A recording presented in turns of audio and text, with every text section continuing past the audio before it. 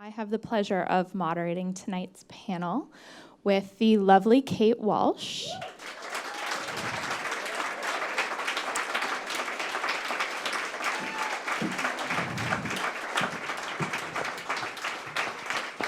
Hi. Hi. Hello. Is that where we're right? As well as David Boreanaz.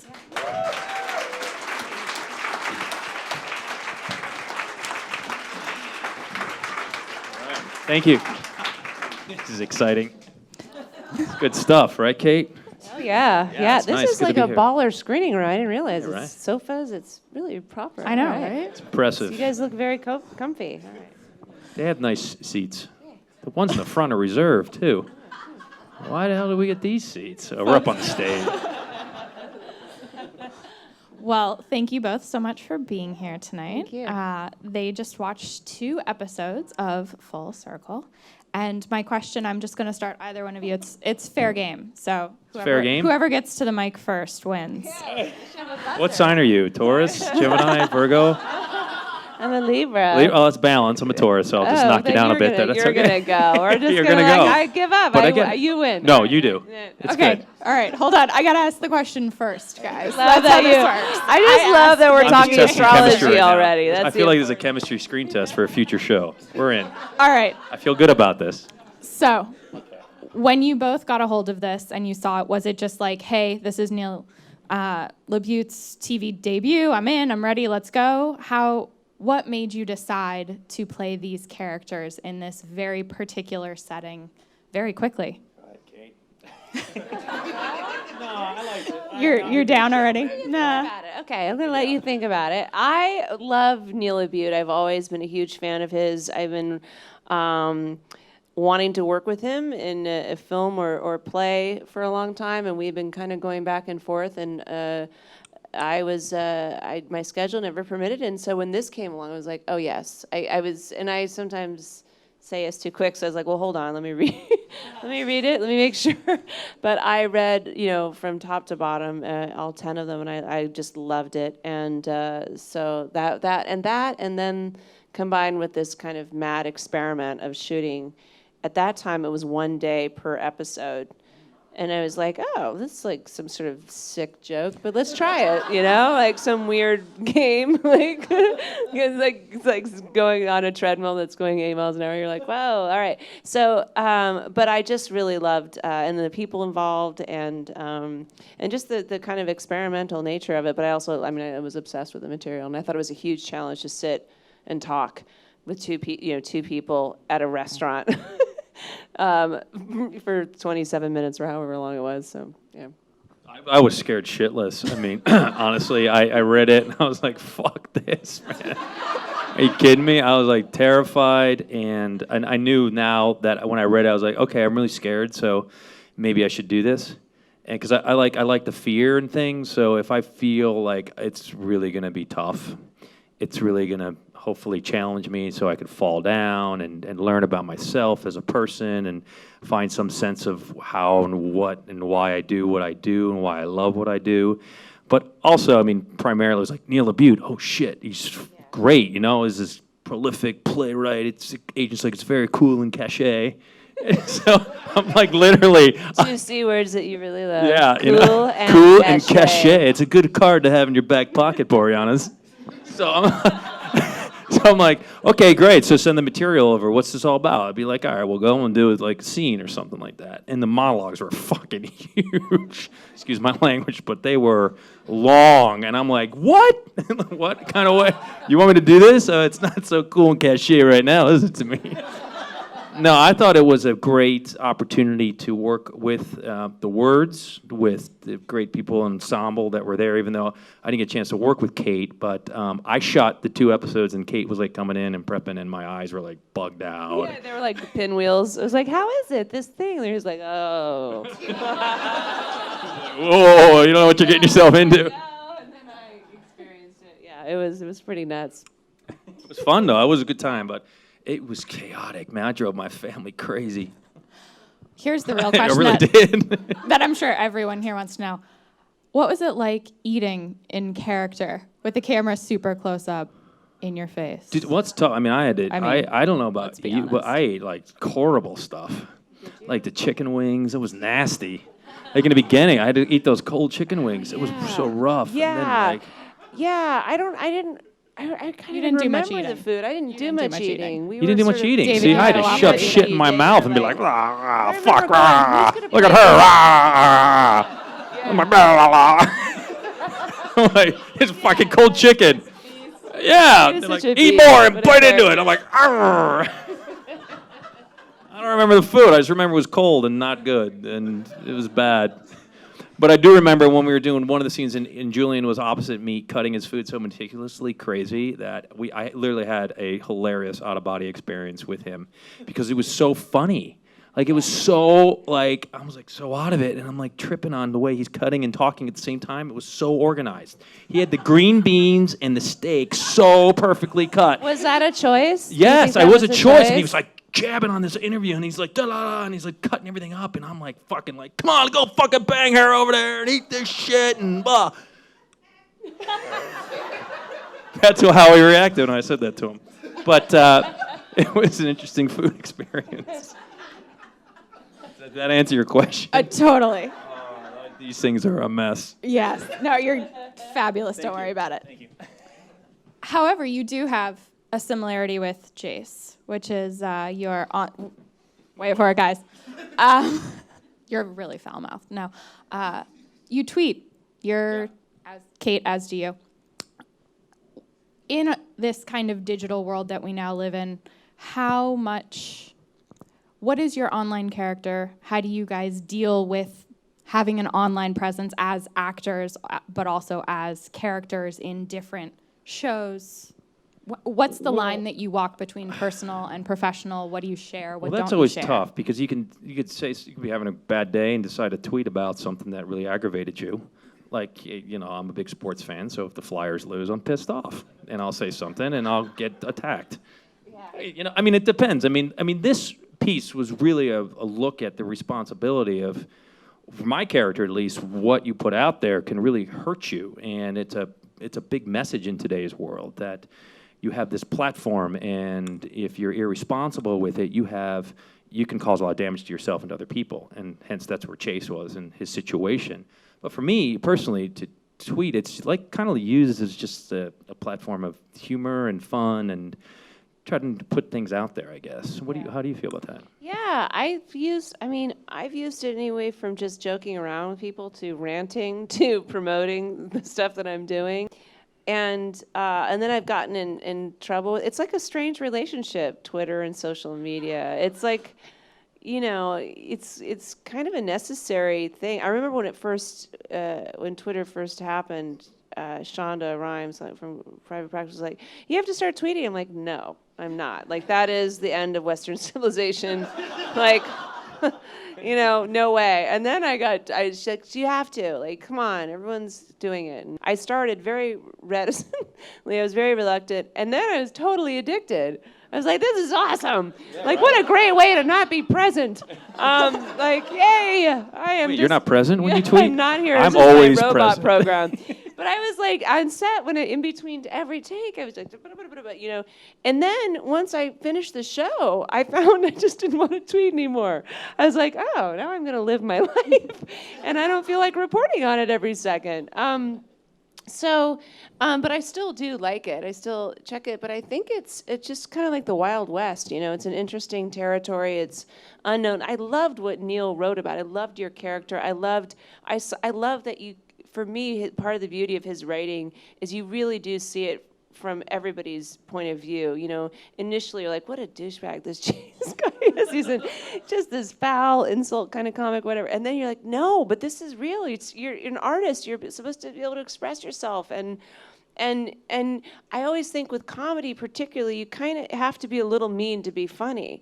Even if it's self-derogatory or self-deprivation, comedy is a little mean.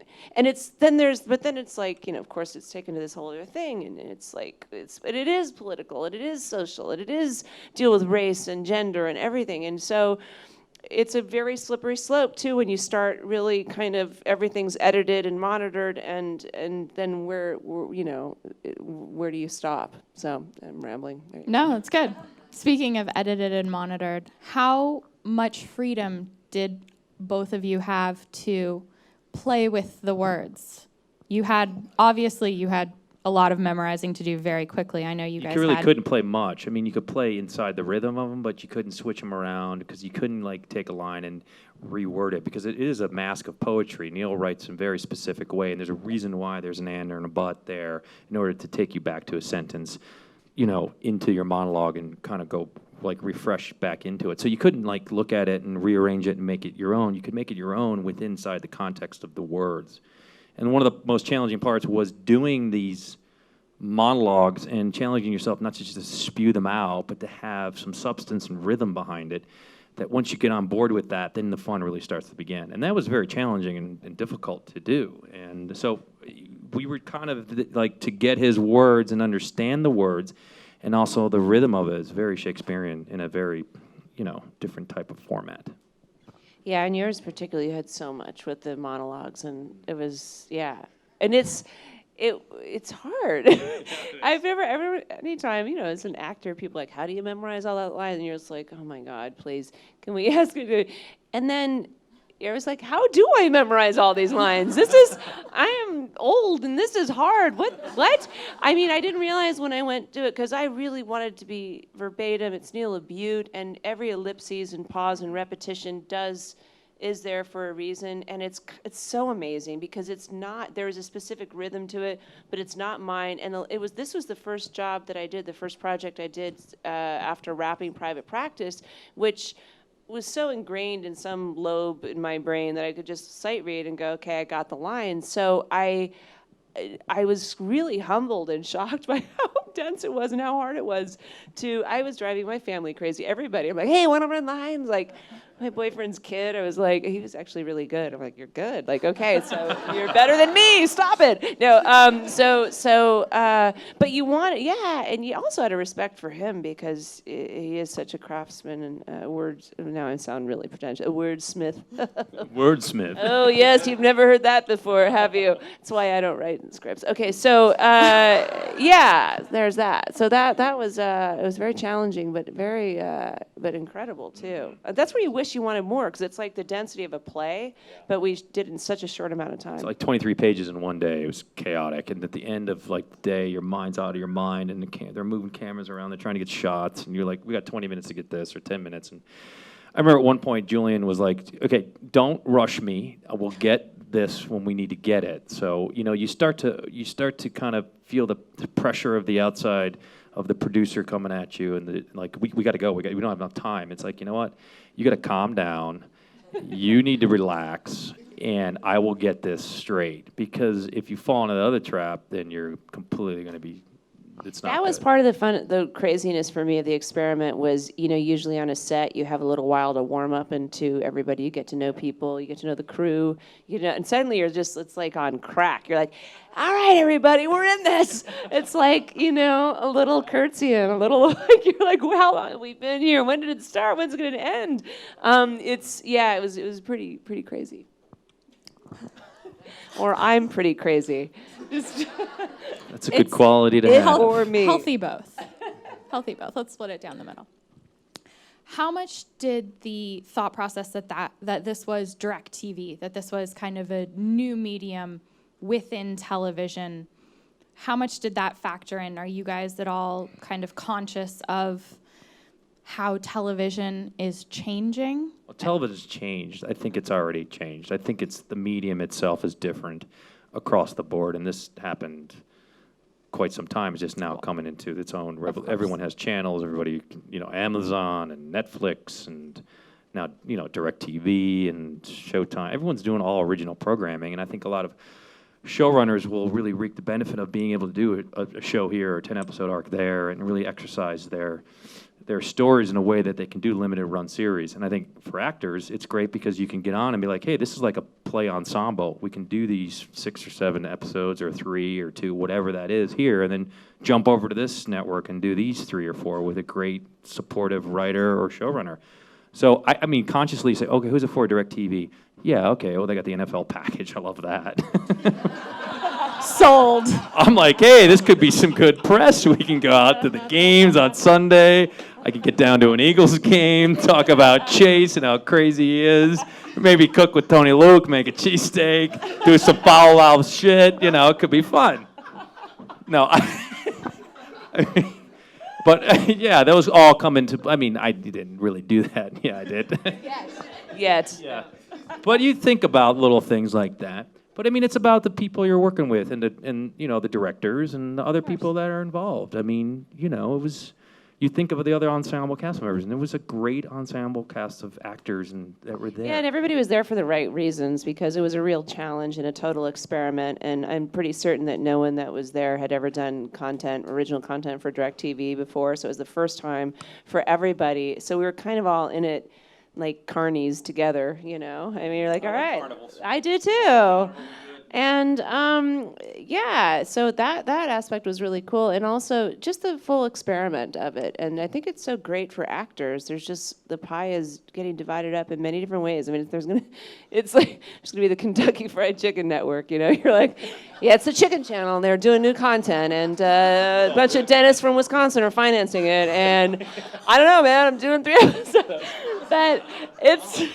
Yeah, that's like that. actually happening. I'm getting a lot of like chicken tenders, and I'm not getting paid at all, but I do get free chicken for 6 years. Into the recipe, 6 years. You're getting paid in food. I'm getting paid in chicken. You poultry whore, you. I am. All right. Poultry whore. Moving right along. Save that for Twitter. That's my first tweet out of here. Direct. I'm doing it now. Do it right now. I am everybody tweeting just that pause as we for a speak. second. He's going to tweet. Picture too.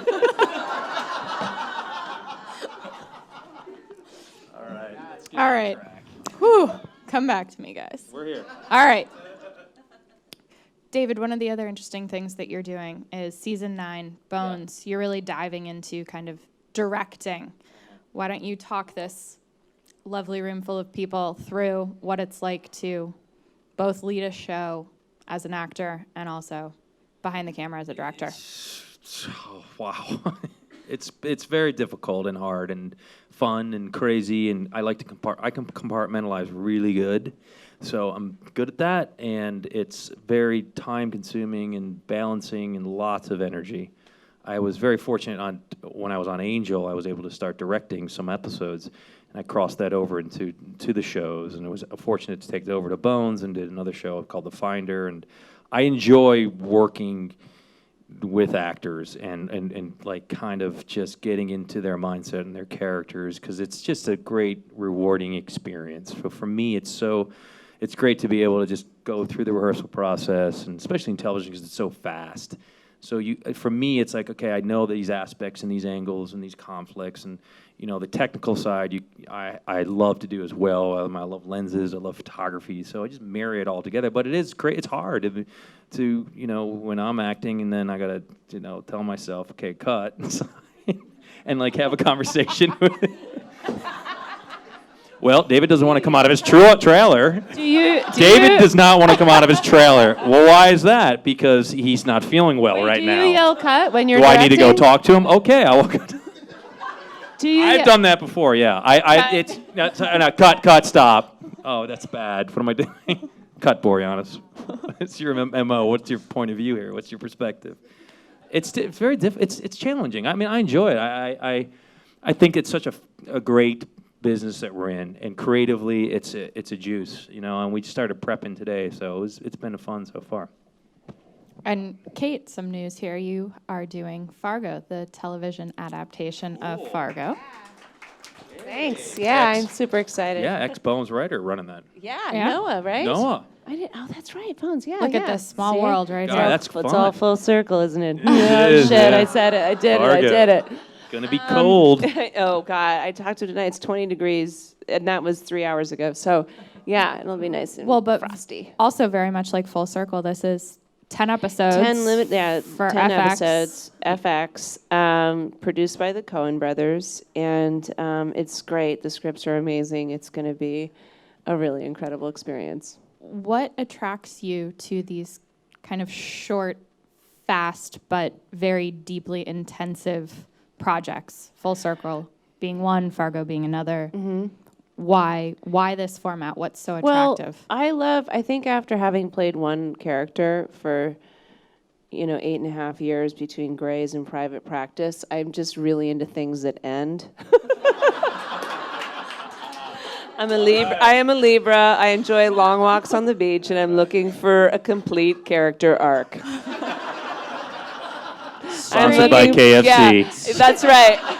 Strange words for an actor to be uttering. No, I like projects that end. I'm so no. I mean, listen, I'm very, very grateful, and of course, and I'm only being a little bit cynical when I say that, but I do. It's really fun to, as an actor, to go in and be able to throw down really intensely for a shorter period of time, and then I think it was very hard.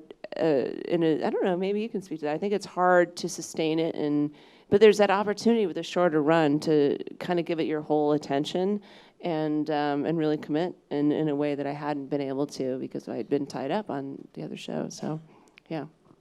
Fabulous. Fabulous. Fabulous.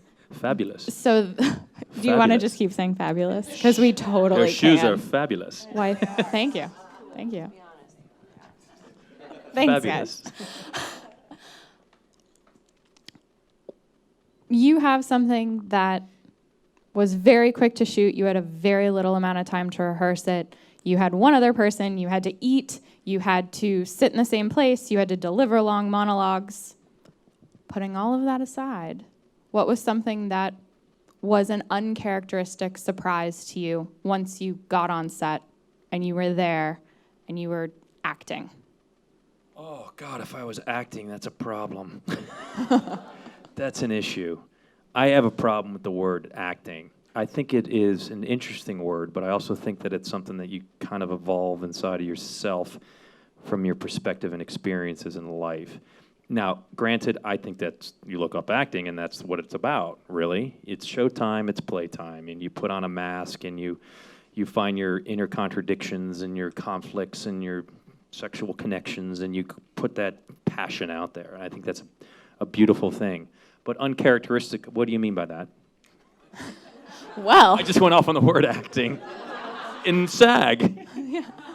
No, insofar as it seemed like a crazy concoction of ingredients to begin with. Mm-hmm. So I guess what, once you got on set, was something that surprised you beyond this kind of crazy slate of things you had already signed up for?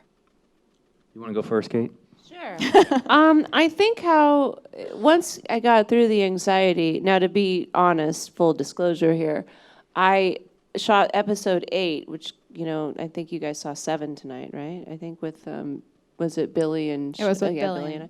So I shot 8 first, and we had 1 day for that. And I was like, I can't do this. This is horrible. I'm the wheels have come off the truck. I couldn't even figure out the proper, metaphor. But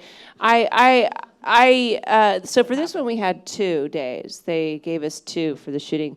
And David Petrarca directed it, who I just loved. And I think it was, what I was surprised by, or what I was, after I got through the anxiety and it was just how quickly Billy and I both dropped in and did our stuff. And it felt like we're in a play because we did these long takes. If David could have shot, for 27 straight minutes or however long it was, we would have. And that was kind of magical. It felt like we were in a play, and to not have it cut so much and actually just have this energy continue and go through a scene was really, really meaningful. And the minutia of it too, within that tiny little space that we're working in and trying to be as specific as possible with our choices with, when you're going to eat, when you're going to do this, when you're going to look, when I'm going to look to Cheyenne, what I'm going to do here, and then having to just abjectly trust David, which wasn't that hard to do, but it really is just, you're kind of like, that's a very rambling response, but there you have it. Good. Good, guys? You got all that? All right. Dave? I think in the rehearsal process, but I mean, in the sense of gaining trust from the other person and being able to go to that specific place and like what you said, falling into that spot and having that moment of feeling that they say, well, we can just take it up to this section here. Why don't we break it up in sections, the monologues? So let's just do these two, and then we'll cut, and we'll come back. And then all of a sudden... Did you do the meals? Like, we did, like, the appetizer first, and then we did we did it by meal. But you had all those monologues. I think we just kind of went for... We did the first appetizer part, and then the main course, and then the dessert. Yeah. But within that, we'd say, okay, well, Julie and I, let's break this up. But then we started getting into a groove, and this before lunch, like, well, we'll just get this before lunch, this little part. And before you know it, we had like a quarter of it done or half of it done, which put us ahead of it because we just kept bouncing off of each other. And when when he was meticulously cutting his food, my character was getting so annoyed with his anal repetition of his organization that was driving my character crazy. And it was really exciting to be able to play off of that. And being able to play off the inability to move for Chase especially drove him absolutely batty. So he had to be able to focus and know exactly where everything was in the room because he's very hyperly aware of everything. Whoever's walking in front of him or the hot chick over there, his character was very out there with that. So that's pretty much the energy that kind of tapped into for me. Fair enough. A little bit of a story here. How did both of you get your SAG cards? How did it begin? Oh, man. Do you remember? I do, but I think it was it was a commercial. I think it was like an Exxon commercial or something. I had to get it or something. I didn't. Gosh, I couldn't. Let's see. I'm trying to think of what was AFTRA and what was SAG. I think I got my AFTRA card first in this weird series show. I tried to find it. It was like for one of those game night things where they're like, bring the thing that like is the most ridiculous thing you've ever done. It was like, oh, it's got to be Tough Target. And it was like a dramatic reenactment show in Chicago that was like, I was broke into a hotel room with a gun. I was like this whole thing. I had really bleached blonde white hair at the time I was doing a play. And I couldn't find it for the life of me. But that I think was AFTRA. SAG, I think I got it in the first movie I did in Chicago called Normal Life. Yeah, that was it. I think it was, I don't know. I don't remember, to be honest with you. I mean, I'm being truthful. It escapes me. Maybe because my mind's so bent right now on trying to figure out what location I'm shooting tomorrow. Honestly, I want to say it was when I first moved out, and I worked on a show called Best of the Best 2, and I was like a production assistant, and it was like with Eric Roberts, and they like threw me a scene, and I was like, oh yeah, sure, I'll do it. Let's give Boreanaz the shot. And I had like long hair, and I was riding around on a mountain bike, and I was like a hippie just out of college, and I was like, into the dead. Like, can you do the stand-up reporter guy? And I'm like, okay, I'll try. I've been high for 3 years. I'd love to. I was still high. I worked in the prop department, and we had to color rocks in the middle of the desert. I painted the best rocks. It's a whole nother story. Claim to fame right there. We did, yeah. We did a sweat lodge, and it was raining. And they were doing the sweat lodge scene, and we decided to paint the other PA as the Tin Man from The Wizard of Oz. We did, and we told him to go into the TV with Eric Roberts and a bunch of other actors that were very upset at the time. And Chris Penn was there, and they go up to Chris Penn at the time as the Tin Man, and he was not very happy. No, but it was a bad joke, and we actually painted him. That has no rhyme or reason why I got my SAG card, but... Just a good story. Just story time with Boreanaz here. It's a good time. I like that. Open mic. Not necessarily in acting, but what was your very first paid job ever? And did it parlay into any of your skills that you now use in acting? I started off easy. Well, I mean... Can we get our favorite swear word after this, too? If you'd like. Night with what's his name? If you'd like. Studio. Okay. You need an index card's about like that high. I happen to have an answer. All right. Okay. My first job was Burger King, and yeah, dude, it's all back to chicken. I spent all of my I was like, anything for that chicken sandwich. In fact, I used to spend all my paychecks there. Like, I'd invite all of my friends. I'm like, all of you, whatever you want. I get a 40% discount. I am learning more about you this evening in the next 20 minutes that I now will now look at you the same. I think it's great. I favored the chicken sandwich, yeah. So that was my first job. But I think that everything that informs your life, all of that. And there were like 400 waitressing jobs subsequently. Oh, I know mine. You know, that informed the misery. People are like, how do you cry? I got it. Go, Dave. All right, I'm ready. Go ahead. It was a dark commercial. No, it was. It was a Bud Light commercial. And it was for David Fincher, and he was doing these spots back, and there were like four guys in the basement throwing movie lines back and forth. So you each had movie lines that you'd throw back and, forth at each other, and it'd be like Bud Light kind of thing. And I think my line was something about open the pod bay doors, hail. That was my line. It was so freaking hard to do. I literally was so nervous, and because I kind of came from the world of kind of like just going to college and having fun and making small doorknob movies that made no sense. Wait, so this was your first job? Yeah, and I remember, and it was a crazy commercial, never aired. It was very dark.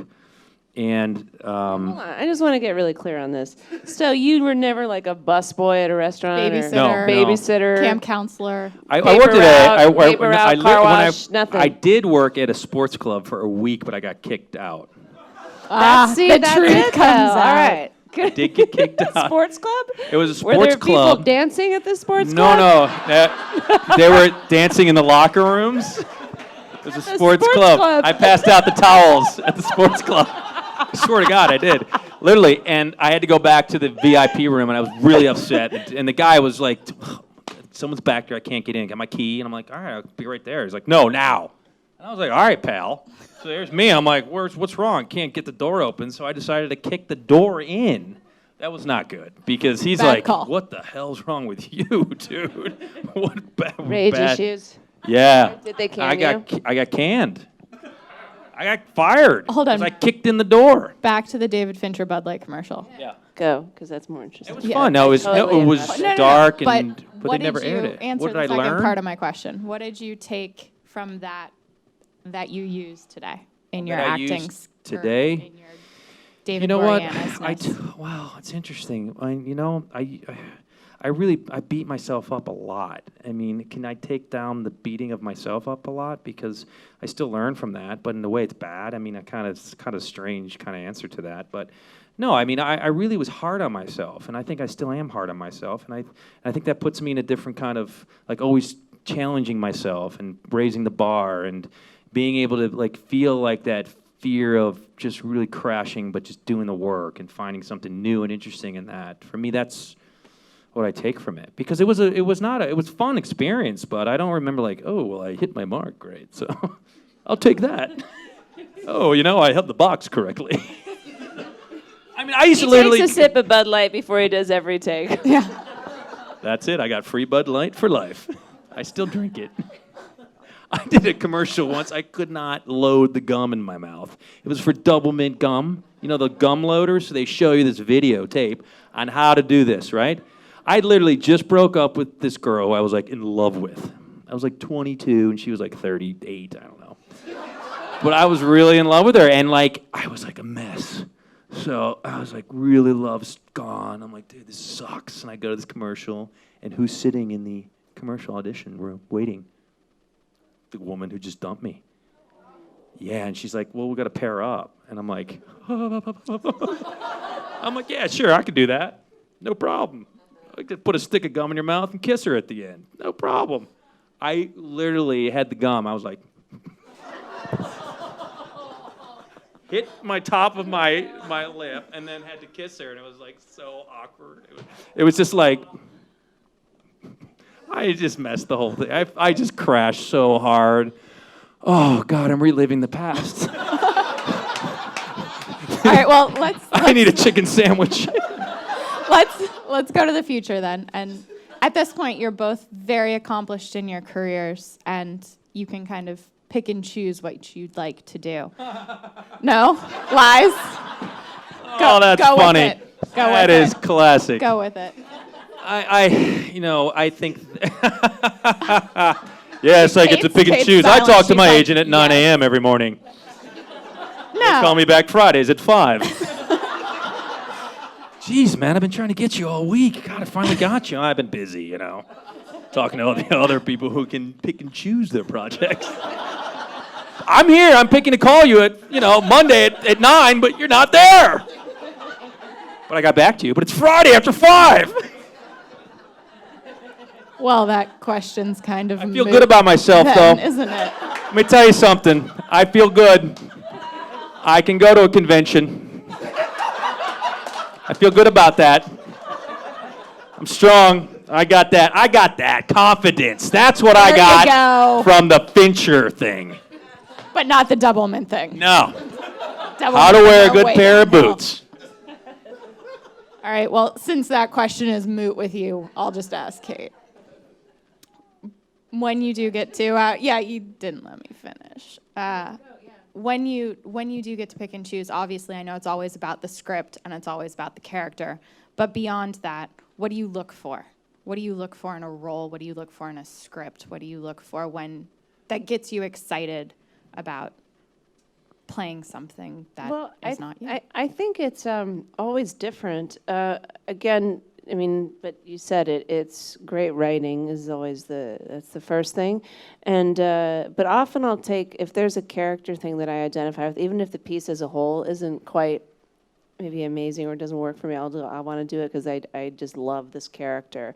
But there's usually something in any project that I end up doing that I'm just like, even if it's one scene or one moment that I'm like obsessed with and I can't let it go. I'm like, I have to do that. And sometimes it's just pure terror. I did a play a couple of years ago in New York where that had like a 5-page opening monologue, just me on the stage alone. And I was like, there's no way, I can't do that. And then of course I did it because it was terrifying and I wanted to be terrified, I guess. We are sort of masochists a little. The takeaway I like of the that. night No, I being do. terrified. I like the terror. It's the fear. terrified. You got to be. Yeah, it is, though. It is. It's like, right? You're thrill seekers. You're like, let's do that. I've never done it before. It's a fear motivates you reading. You're like, wow, it's a great script, and I love it. And Matt Damon will do it, and he'll star and get a direct offer. But I'll be there one day. Trust me. You wait. Picking and choosing.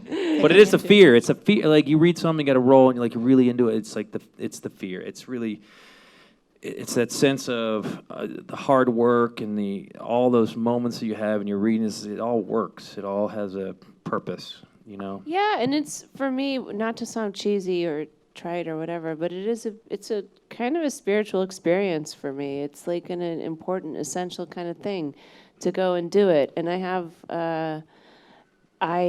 it's like a little bit my church. Don't quote me on that though. Don't tweet it. It'll sound like a total douche, but it is. It's very like a special place. I remember seeing this documentary, Theater of War, I think it was. Theater of War. Did anybody see that with Meryl Streep? Oh, yes, very good. And Meryl Streep talking about it. It's like to honor. You do these things to honor, and their stories are important things. But I remember thinking, oh, there's this thing that's just very old in it for me. That's like I wanted to do this since I was a kid, and it's Antiques. like to honor and to talk. Like an antique, Yeah, Like I love antiquing, It's just like antiquing.